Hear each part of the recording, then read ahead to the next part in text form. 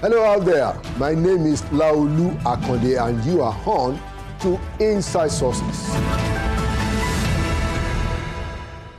And here is my take for today entitled A Tribute to Our Compatriots Killed in Benue. Last week we read out the names of the victims of some of the vicious attacks going on in north-central Nigeria. We focused specifically on those recently killed in the Zike attack in Plateau State. It is a form of tribute to all those who have been unjustly massacred in our dear country. Today, we have the names of some of those killed in different communities in the Otukpo local government area of Benue State in different attacks. Those names were compiled by Honorable Kennedy Angbo, a member of the Benue State House of Assembly. How these bona fide Nigerian citizens in Benue State were mercilessly butchered is another example of a clear pattern of genocidal killings going on with the intent of unjustly and wickedly taking over other people's lands. It is not a new story, but the recurring decima of this dastard impunity is appropriately provoking righteous outrage around the country. Every one of us, as Nigerians of goodwill, we must not be silent before this recurrent nature of the massacre will rob us, all of us, of our humanity. It was Martin Luther King Jr. who said, and I quote, "Injustice anywhere is a threat to justice everywhere," unquote. So we should be clear in our minds about the real and present danger that these massacres represent to all of us. We should do whatever it is that we can do to stop those killings from becoming a regular feature of our national life more than what it is already. If we don't keep raising our voices in outrage and condemnation of these genocidal killings and violent occupation of people's lands, we will get used to it, and it will condition us to accept the very callousness that is happening. May God forbid that. The names of our brothers and sisters killed in Benue that we shall be listing today are essentially innocent people who, like all of us, have families, relatives, friends, hopes, and aspirations. Only 4 months ago, in January, they also rejoiced and greeted people Happy New Year. Now they've been killed. Some of them were church members, others were farmers, but all of them were loved, and all of them loved somebody. But sadly, their lives were violently terminated in circumstances that are very vicious. On the 3rd of April this year in Itobi community of the Otukpo local government area in Benue State, the following were killed by intruders and wickedly despicable criminals. Now, their names. Number 1, Chief Ebonyi Idoko, 70. Emmanuel O. Idoko, 68. John Ogbole, 51. John Odaba, 49. Onoja Opleku, 74. Sunday Eli, 64. Ajonye Odaba, 35. Ogiri Abutu, 56. Johnson Inogu Otob, 54. Emaiku Eje, 59. Paul Okwori Soso, 43. Stephen Boko, 65. In fact, he was in the hospital up until Thursday when he died. Now, there are also a few that have been hospitalized. Chief Ebute Otegra, Paul Okwori Soso, and Elvis Godwin Eba. Now, let us list the names of members of the volunteer guard who rose to try and confront the terrorists the next day in Emichi village in Otukpo.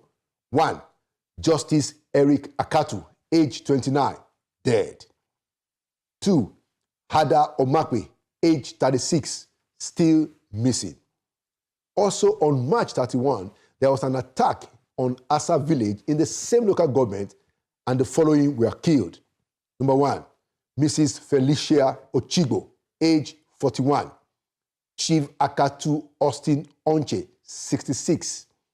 Again in Okpamaju, another community also in Otukpo, on the 6th of February, the following were killed: Amedu Agaba, 38, Jonathan Peter George, 65, Moses James, 26, Emma Anebi, 60, Felicia Odaudu Ondaje, 42 years, Augustine Akatu Onche, 66 years. Once again, we express condolences to all of the bereaved families, and we will continue to remind ourselves as a people that these are human beings like us, and they are our own people.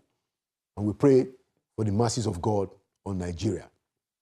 In conclusion, we align with the Concerned Christian Youth Forum, whose convener, Mr. James Paul Adama, described the violence in North Central region of Nigeria as, and I quote him, national tragedy. And he said, the continued loss of innocent lives such as this threatens our unity and the stability of our country. His words: we are tired of mass burials. We are tired of digging graves for our people week after week. This human carnage must stop, and the perpetrators must be brought to justice without further delay, unquote. We support that. Let's remember what John Donne said: ask not for whom the bell tolls, it tolls for thee. It's the reason why we should not be silent. And there you have it. Inside Sources will be right back. Welcome back to Inside Sources. You will recollect that last week we had a take where we attempted to humanize the stories of the victims of some of the attacks that has been going on in Nigeria, especially in Plateau State. And so we read out the names of the victims and their ages just so we remind ourselves that these are not just numbers. Also, today in my take, I also read out the names of some of the victims in Benue State. And so now we want to take it a step further by having a conversation with the relatives, some of the relatives that survived and had family members, unfortunately killed in the different attacks in Plateau and Benue State. So joining me today for that conversation, I have from Benue, I have Honorable Kennedy Angbo, who is a member of the Benue State House of Assembly, representing Otukpo and Akpa constituency. And joining him, seated together, is Mr. Joseph Edo, who is a local councillor and who lost some of his family relatives, I think about 2 of them, in the attack that happened in the state. We will give details. Thank you. Thank you for having us. Sorry with the little glitch we're having here. It's my pleasure now to having us on your show this afternoon. Thank you. We're reaching you live from Otukpo in Benue State. All right. Thank you. Thank you. So that is Honorable Angbo and Mr. Joseph Edo. Now, going to Plateau, we have a board member of the Irigwe Community Association, Mr. Redzi Jugo, and is being joined by one of the relatives of the people that died in some of the attacks in the community. Mr. Jugo and Mr. Unwa, you are welcome to Inside Sources. Thank you for allowing us to be here today. Today, my name is Jugo. Redzi Jugo is my name, and I'm together with Mr. Yusuf Mwa, who has lost relatives on ground zero in Zike village of Chimapa Ward in Bassa local government in Plateau State. Okay. All right. So thank you to all of our guests, both in Benue State and in Plateau State. And first of all, let me express condolences to you and your families over the losses, and to the entire both set of the communities. Now, I'm going to start from Plateau. I wanted to ask Mr. Yusuf Unwa, if you can hear me, can you introduce yourself Mr. Unwa, can you introduce yourself and mention your relatives that you lost in the attack? Yes. My name is Yusuf Moa Nze from Kimakwa Ward, Basa FDC, Plateau State. Honestly speaking, I lost my uncle and my daughter, my sister. My sister too, she lost her 3 children and the husband. This attack started on the 13th April 2025, some careless meanings to 12. The attackers enter in our various houses. So they turn up in mass. They surrounded the area and they start shooting from the streets. And the others that are inside the villages started enter the houses, slaughter people like a cow, enter this house, the same thing, and many houses have been burned and many properties have been destroyed. We lost about 54 people in Zike. Okay. So sad and sorry for your losses. Now, I want you to, if you can hear me, I want you to list out the names of your relatives that you lost, if you remember them, one by one, please, Mr. Yusuf. My uncle name is Mr. Musa Dako. He's my uncle. Okay. He has 1 wife and 3 children. My sister is Jumain Stephen. She lost her husband and the 3 children of her. Name them. One, there is a Stephen John. That is the husband of my sister, and Cynthia John. Okay.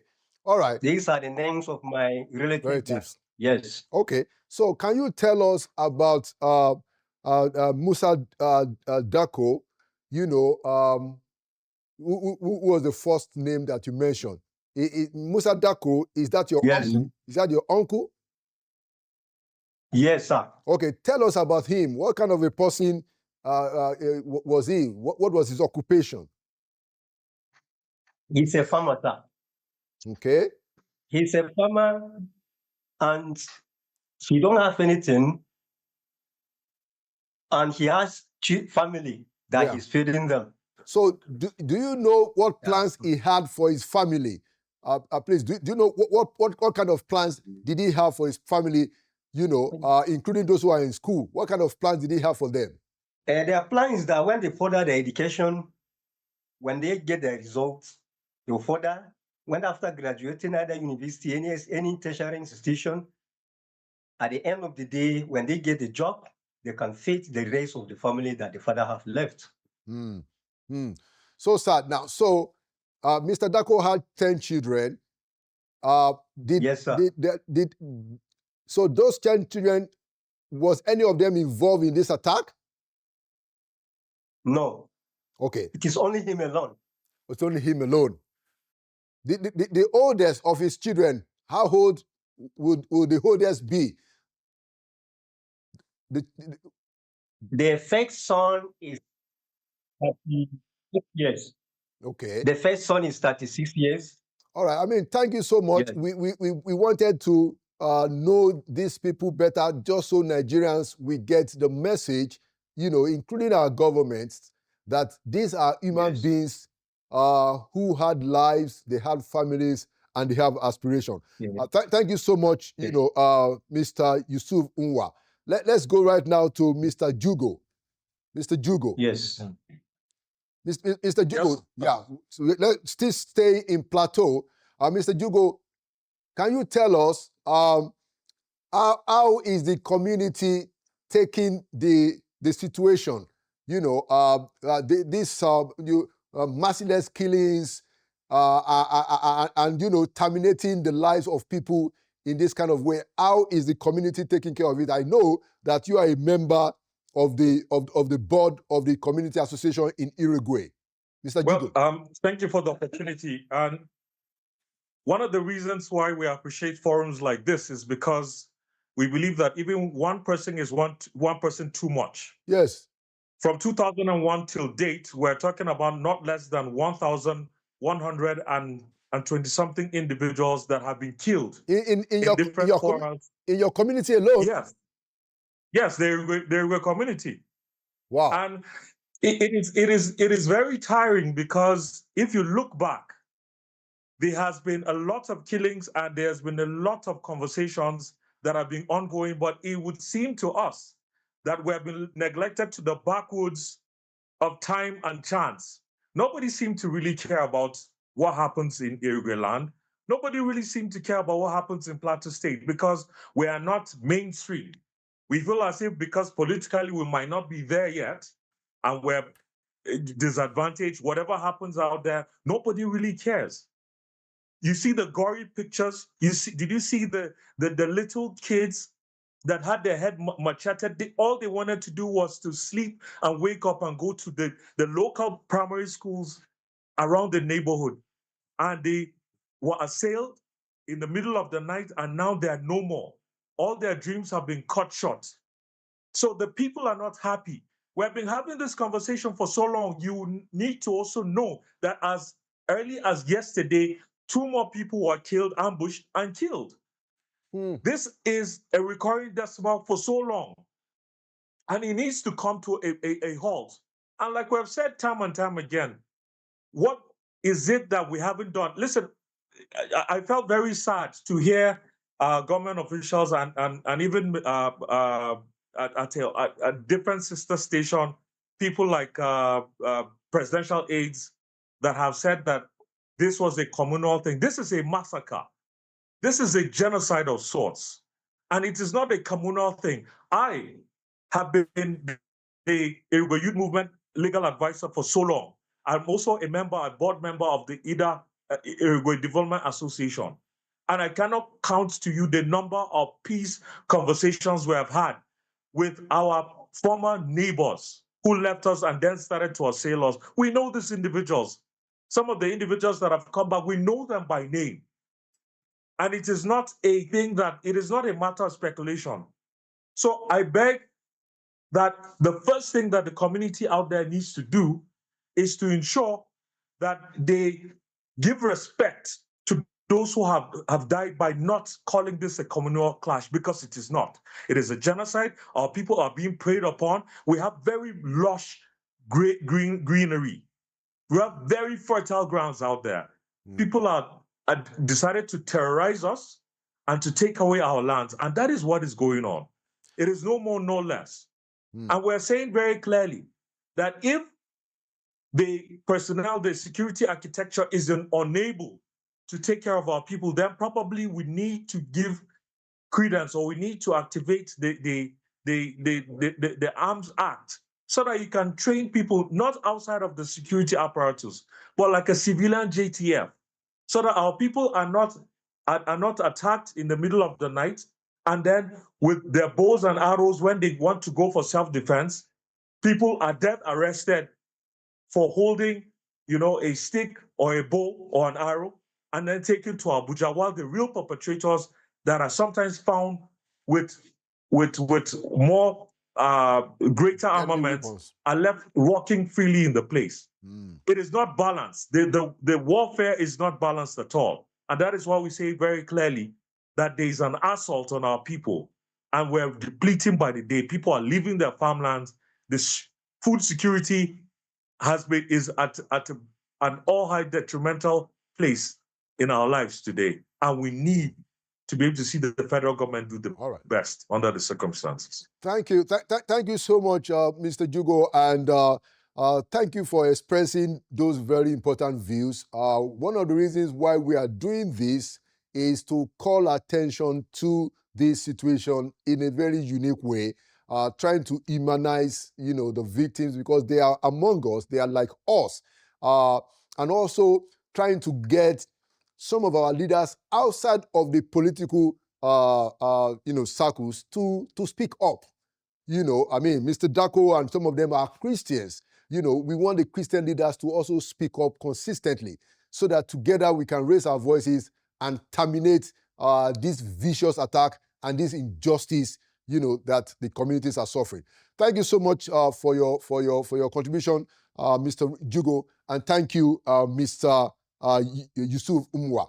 Thank you so much. And now we go to our people in Benue State, Honorable Kennedy Angbo and Mr. Joseph Edo. Can you hear me loud and clear? Yes, we're here. All right. So Mr. Joseph Edo, can you please introduce yourself? Who were your relatives that were killed, and in what attack? When did it happen? My name's Honorable Edo Joseph. My relatives that were killed. The first one is Mr. Ebon Idoko, and the younger brother, Mr. Emmanuel Idoko, former ES. Okay, so when they were killed on the 15th of this month. Okay, can you describe the circumstances of the attack and their death? If you know when and how did this happen? Yes. On that day, 15th April. Yes. 2025. They were in their own houses, and suddenly they realized those men barged into their house and they began to kill them in the presence of their children and their wives. So if I may ask you again, so the person that was killed is your uncle? Yes, sir. And he was killed in the presence of his wife and children? Yes, sir. Wow. So how old was he? Mr. Ebonyi is 70 years old, and Emmanuel Idoko is 68 years old. So both of them were killed in their homes in the presence of their wives and children? Yes, sir. Wow. What were their occupations, both of them? Yes, the both of them were retired teachers. Like I said, Mr. Emmanuel Idoko is a former education secretary in Obadibo local government. So the man was his life was terminated while he was enjoying his retirement as a teacher? Yes, sir. Okay. What about the second person? Was he also a teacher? Yes, he's also a retired teacher. The both of them retired just a few years ago. I see. So tell me, do you know what they were planning for their families, what they were planning for their lives? What kind of person were they? Yes, like the Ebonyi Idoko, I think he survived up to 9 children, and not less than 5 of them are there in the universities, in various universities across the country. So now we don't know how to take care of them now that they are just killing. So sad. So were they, what kind of religion were they adherents of? They are both Christians. What church did they attend? Emmanuel Idoko attends the Methodist Church, while Ebonyi Idoko is a Living Faith member. He worships with the Living Faith Church. Okay. Thank you so much. Once again, our condolences, and thank you for telling us at least a bit of their story. Let's conclude with Honorable Kennedy Angbo. So, Honorable, you are a member of the House of Assembly representing Otukpo and Akwa. How are you as a political representative, how do you deal with this situation as we conclude? Well, it's been quite a torturous one for me and my people. This happened on the 15th. I was billed to travel to Lagos on the 16th, and then onward to Kigali on the 17th. I had bought my tickets and everything, reservations. And when this happened, the first thing I had to do was to cancel my trip.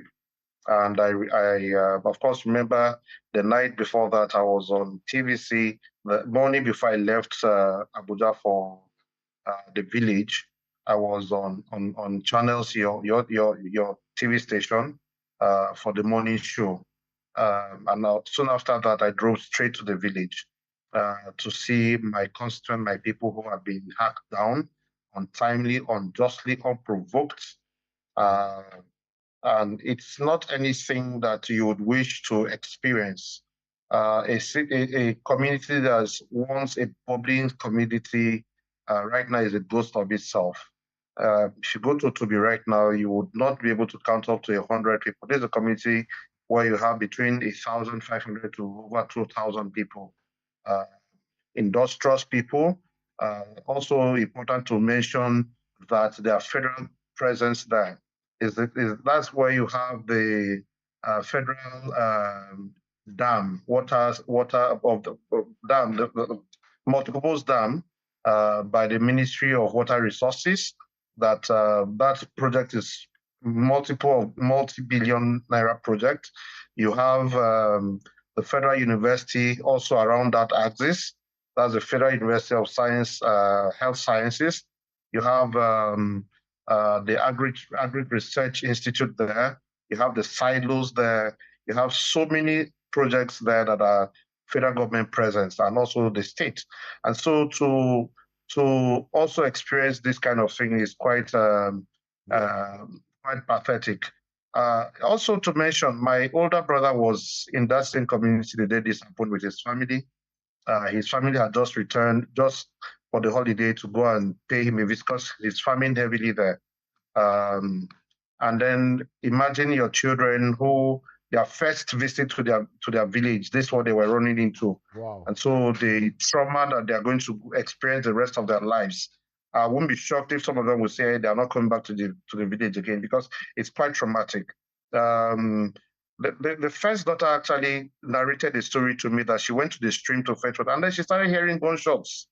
And her auntie was like, no, it's not gunshots. And then the next thing is that the rapid with which the gunshots were now firing, she started crying. Wow. And that's how they were able to luckily escape and left the community to the researchers. That's where they took refuge. This happened between 5:30 p.m. to 7 p.m. And immediately when I got the call from him, I alerted the Commissioner of Police, the DPO, the NSCDC, the military, and also the civilian, civil defense. Sorry, the civilian, the Homeland Defense, which is more like the vigilante group in here. Honorable, our time is fast spent, and we will continue this conversation. We are doing this because we want to call it attention in a very peculiar way that these are Nigerian citizens. They have aspirations, they have hopes, and we cannot tolerate, this kind of thing to go on for too long. It's going to be an ongoing conversation. Thank you so much, Honorable Kennedy Angbo and Mr. Joseph Edo, who is also a councillor. Thank you for coming to Inside Sources. There you have it. We are going to keep an eye on these stories. We are going to maintain ensuring that we don't forget that these are human beings whose lives are being mercilessly terminated. The time has come for our leaders to do what is due, to take decisive steps to stop this carnage. Inside Sources will be right back. Welcome back to Inside Sources. In this segment, I'd like to welcome back an eminent Nigerian politician who was the former national vice chairman of the APC, a writer, and a democracy advocate, Malam Saliu Lukman. Malam, welcome back to Inside Sources. Thank you very much. All right. Good to be back again. Good to see you. A lot of things have happened since, about a year that you came to Inside Sources, I think. Yeah. So let's just start from this issue of what is happening, the killings, the resurgence of the killings, particularly in Plateau and Benue. I mean, we just finished a conversation on that. What's your take? Well, my take is part of the bigger national frustration and it's also a reflection of our own failure. When I say our own failure, first as politicians and also as leaders of the All Progressive Congress, we came in with a lot of promise around commitment to address the challenges of insecurity. And I remember that was top of the agenda. Yeah. Many of us, and I'm sure I'm speaking for many of us who were very active back then, believe and truly committed ourselves that once the APC win the 2015 election, the problem of insecurity will be a thing of the past, you know, at least not the crisis of insurgency and the kind of vulnerability of lives, human life, you know. Unfortunately, here we are. Things have really gotten worse. And it's saddening that even in terms of public debate, we have really taken a back seat. These are issues, look, to be fair to Buhari, I will say this, to be fair to Buhari, I remember when similar killings happened in Benue and Plateau around 2017. Yes. Both himself and Osibanjo visited those places. Now we are having a situation where the number of lives that have been lost are far more than what had been lost in 2017. But other than a press statement, which means that this has now become normal, it's no more a challenge to governance. And I think as politicians and as people who believe that this country need to be better, we need to take up the challenge and ensure that it's no more a question of public commentary. Yeah. It's a question of practical engagement. And it's not, I mean, governance is not about Asuwaju Bola Ahmed Tinubu, the president, or governance is about how you are able to manage the relationship among people and how you utilize those relationships to be able to address challenges such as the problem of insecurity as we are facing now. I will say that the last 8-9 years, if anything, this is the evidence of failure. Yeah, I mean, it's it's one of the things that I admire about you is your candor, because a few of us who were part of since 2015 of the APC administration at the presidential level, and then we are out of this, we've done the 8 years, we come out, anytime we make any critical comment, people just say, hey, how can you be part of it? But the problems of the country, they are still there. It's embarrassing that now APC has spent 10 years. In May next month, it's going to be 10 years that APC has been in government. And to stick to this insecurity problem, the problem is still persisting. In your view, I know you're a politician, but I know that you're also a thinker. What do you think is the missing link? What is the thing we are not doing? No, you see, the missing link is the fact that we've been pretending and we are almost in complete denial. Apart from the fact that the issues of condition of living have deteriorated to the point where it's legitimate to be a criminal. Apart from that, issues of strengthening the structures of government and even the structure of the security law enforcement agencies, we've been treating it with kid glove. Take the case, just yesterday, is it yesterday or day before yesterday? Economic Council met. Yeah, on Thursday. And for the second or third time, the debate about state police was shelved aside. They say it's postponed. Look, I have not been an advocate of state police from the beginning, but I acknowledge the fact that we have deficit in terms of personnel, both at the level of police and at the level of military. Okay, only on Thursday, the NEC met. Yes. And the issue of state police was postponed for the second or third time. Yeah. And here we are in a country where we know we have deficit in personnel, security personnel, both police and military. A country of more than 200 million people having less than 1 million police, less than 1 million military personnel. I mean, we are deceiving ourselves. You know, so, I mean, and we can't, these are issues, if you are serious, you can declare emergency. What is emergency all about? Emergency is not about removing elected officials. No, emergency is about mobilizing resources and prioritizing that this is what you need to do with that resources. We need resources not just to hire personnel, because personnel will cost money. Yeah. And if you want to tell yourself the home truth, you also have to address the condition of service of the personnel. Well, that's a big deal. That's the big deal, you know, because if you want them to really sacrifice their lives for the country, you need to treat them well. Yeah. So you need to mobilize the resources. You need to get them the best ammunition possible. It's so embarrassing. So this debate, they couldn't even do this in 10 years. I mean, this was a debate when we were organizing ourselves under APC, preparing for the 2015 campaign that we had. Now, all those, I don't think they are even in the archive.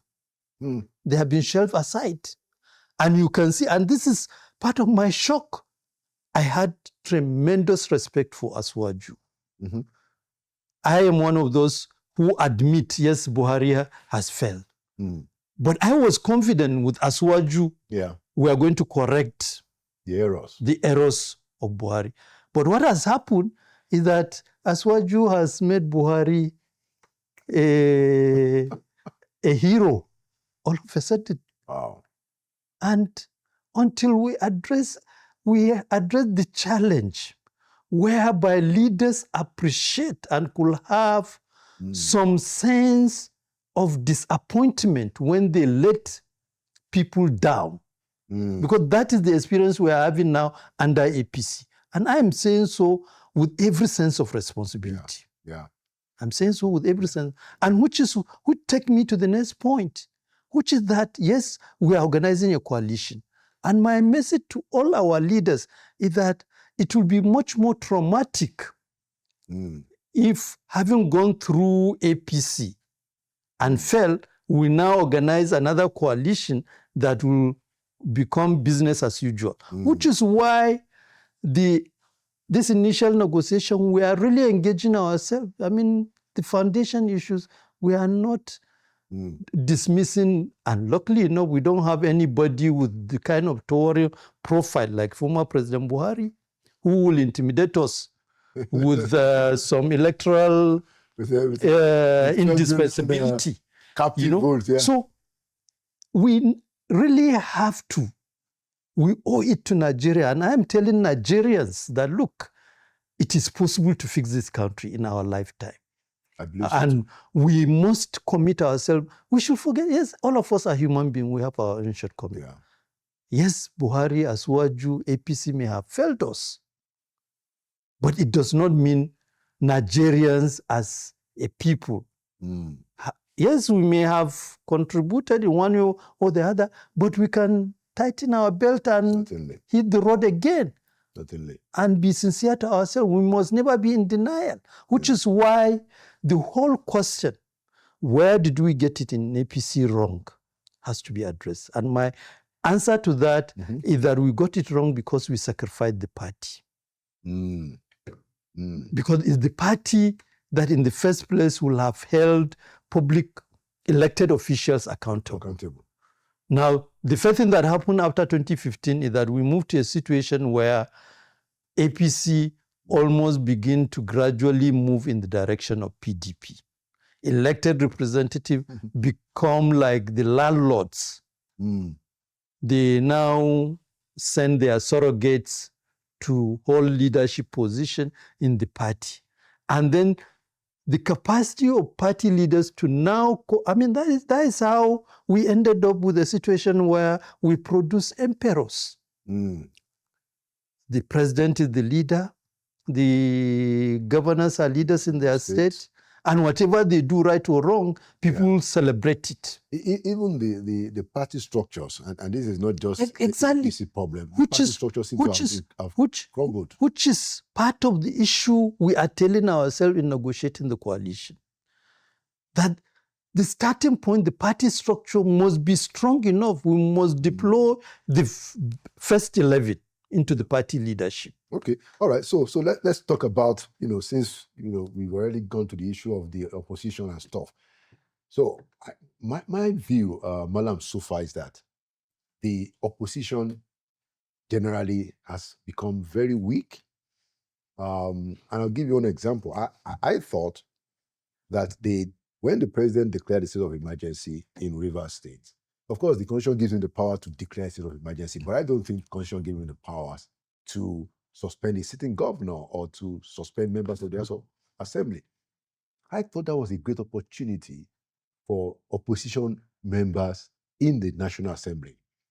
With the support of the opposition forces outside, to stand strongly and publicly against the president assuming the powers to effectively sack a governor and National Assembly.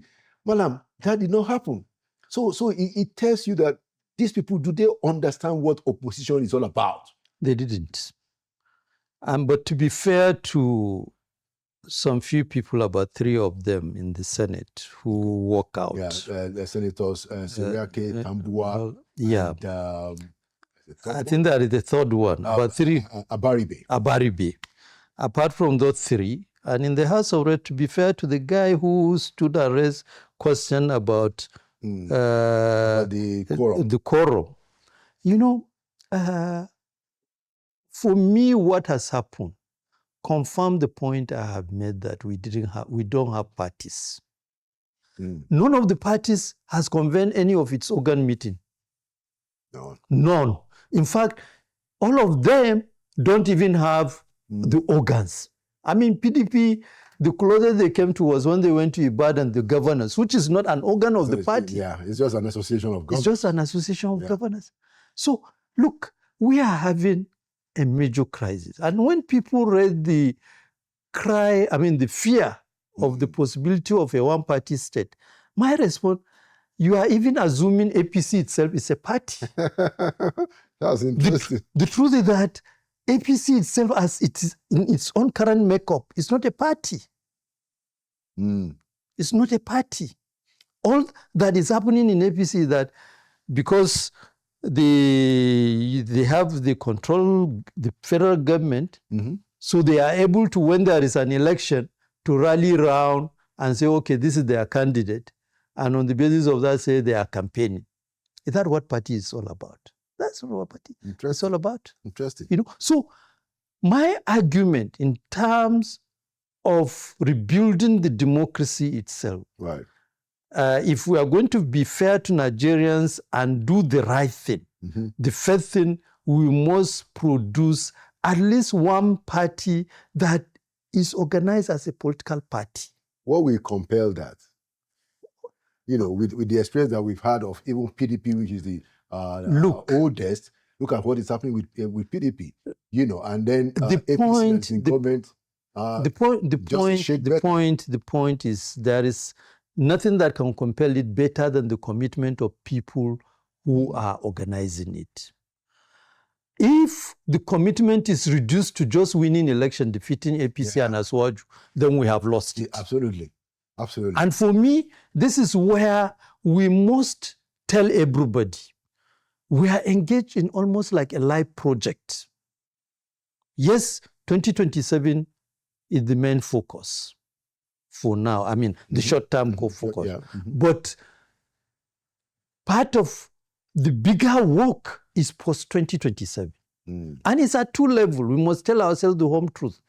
One possibility, which is the best case scenario, is that we win the election and we are able to defeat APC and President Aswaju. Now, if that happens, where is the concrete agenda? And how do we even define the current challenges facing the country? Okay. Well, starting from, are we going to behave like we did produce very excellent document that will capture the imagination of Nigeria, even though leaders believe all that they put in their mind is that they just want to win election and become president? And Yeah. we have to do something concrete to demonstrate to Nigerians that this is not just a business as usual. Okay. So Malam, so why don't you just give us an update then? Because I see that you are really focused on this coalition. No. Where are things now? Is it going to be SDP or is it going to be No. You see, who are the key drivers? You see, my point, and even when this issue of decamping came up, I said, so very soon, all those things will be unveiled to Nigerians. There will be agreement among leaders. There will be decision about which party to join. So those decisions have not been taken yet. Even if they have been taken, the strategy of unveiling it has not been finalized. Okay. Part of the problem about the opposition is also what happened this few days ago in Delta, where you have the old PDP. Now, you know that Delta is one of the strongest bases of PDP in this country since 1999. Even though the presidential election was lost, even by both by PDP and APC in Delta. But what happened in Delta, to me, it seems as if the people who are joining that camp of Asiwaju, they don't seem to be learning even the lessons that Asiwaju's trajectory has taught the entire nation. Your take, Malam. You see, first, there are two issues that I want you to understand. The Delta issue confirms that in the first place, whatever exists of PDP today is, how do you call it? It's a smoke screen of its old self. Yeah. I think, most people do that. The mere fact that because we have had cases where even PDP governors have decamped to APC, but we have not had the kind of case they say now they are moving with their whole structure. We've not had that. Now, the second related issue is also the contempt with which elected people hold party leaders. I mean, the mere fact that because a governor has decamped, he says he is moving into, is contemptuous of the leaders of APC in Delta State. No, even leaders of his own party. No. The people moving into, so the fact that the PDP governor is moving to APC is contemptuous. And he's saying he is moving with his whole structure. It means what he is invariably saying, right? I don't recognize the structure that exists there. Yeah. I'm coming to replace it. Yeah. And by the way, you must pity some of our friends, in Delta. Who are I tell you, for me, I am hoping that this will open their eyes and they will now agree to come and engage us to understand that whatever they hold before was a facade, was not anything substantive. And we need to really come back to the drawing board and really do the right thing. No, I'm talking of APC progressives in Delta. No, that's the point I'm making. Okay. That's the point I'm making. Because what invariable now they have become a proposer in Delta. Because they don't know their fate any longer. No, so what is Omo Agege going to do? Exactly.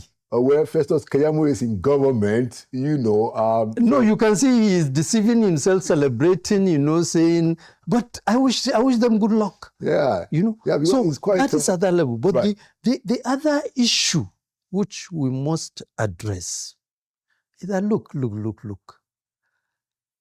I mean, what is the vision of individual? If I am able to succeed up to the level of becoming a governor, what is really chasing me that I will now start looking for another party? Yeah. What is it that I am not able to do where I am? So what do you think? For me, I think is based on some flimsy personal calculation, which also exposes their shallowness. Yeah. And at another level, it's also exposes the fact that they are taking Aswaju, I will say so publicly, they take Aswaju for granted. That's And for the people coming in. the people coming in, they take Aswaju for granted. And Also, because they just think, okay, because they are, yes, you relate to them as a governor. But part of the thing having related with him, I also know that he relates with people smartly based on the calculation of how advantageous it is to him. Well, okay, so if they are moving to his party and he wants to run for second time, I am absolutely sure, this I can say publicly. Okay. What Aswaju will be doing now is to estimate their utility value in 2027 in terms of votes. Okay. One day he realized their utility value cannot guarantee him 25% in Delta State. He will go the other way. Interesting. That's a very, So I mean, that's a very we have to be honest to ourselves and face this in reality. So do you think, or do you subscribe to the idea that, the Delta PDP leaders that defected, they were twisted by government or by APC? You see, there may be that issue, but I always tell myself, whoever hold public position is a candidate for one charge or the other. Now, the question is around your own personal character and the motive that push you to take certain decisions while you are there. If your personal character is weak and your motive is not any, I mean, you fall by public spirit. Yeah. You fall by the wayside. You fall by the wayside, which is what is happening now. Now, but the other interesting fact is that the person who is a serving governor has immunity. Yeah. So it tells you that that one, his character is even more than the one who has finished his tenure. Okay. I have quite a bit of my own worries about some of the things that has happened under Asiwaju's presidency. But I have taken a personal decision that I will wait until the end of the first term. I'm going to give him the benefit of the doubt for 4 years. Because, and then you make the final comment and we close.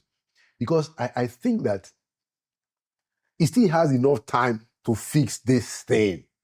He still has enough time to fix it. And I'm hoping that everything that he has represented to many of us, both of us inclusive, Malang, that there is still somewhere in his mind that he still holds those things there. So that we don't end up with a view that all of those were just for the purpose of getting here. And that his legacy would not be tarnished by the attainment of his ambition. As far back as July 2023, when I saw the direction after the subsidy is gone, declaration, and then the exchange rate, I wrote an open letter to Aswaju where I talk of disturbing signals. I don't hide my feeling. And the disturbing, why there were disturbing signals, was that critical decisions were taken without any clearly spelled out plan on how to manage the consequences of those decisions and convert them to advantages for the people and for the country. And we are on a roller coaster. I have said that severally. Because as far as I can see now, he's in denial. He beat his chest and people in government beat their chest. He is courageous. He has taken wonderful decisions.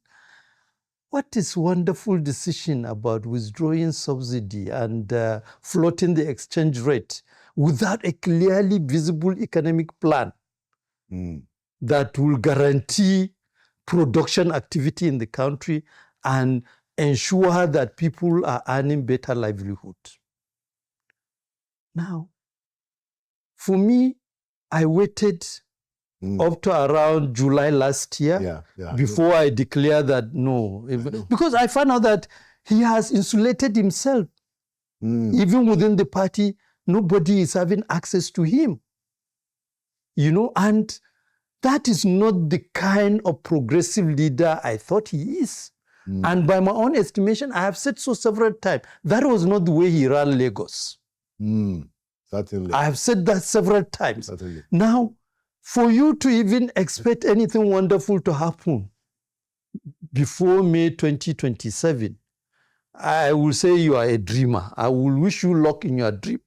But if it happens, it will be a pleasant surprise. Exactly. For me, I have reached the conclusion, I don't think anything good is going to come out, and which is why we have to start organizing. I am optimistic, I have said so.